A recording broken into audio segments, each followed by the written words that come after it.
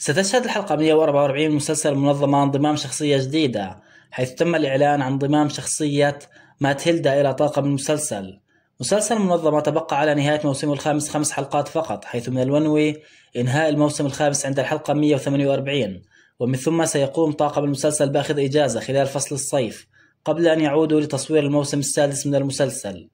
مسلسل المنظمة والذي تم عرض الحلقة الأولى منه بتاريخ 7/3/2021 يعتبر واحد من أنجح المسلسلات التركية طيلة السنوات الخمس التي تم عرض المسلسل بها، وينافس باستمرار على صدارة الرايتنج اليومي والأسبوعي.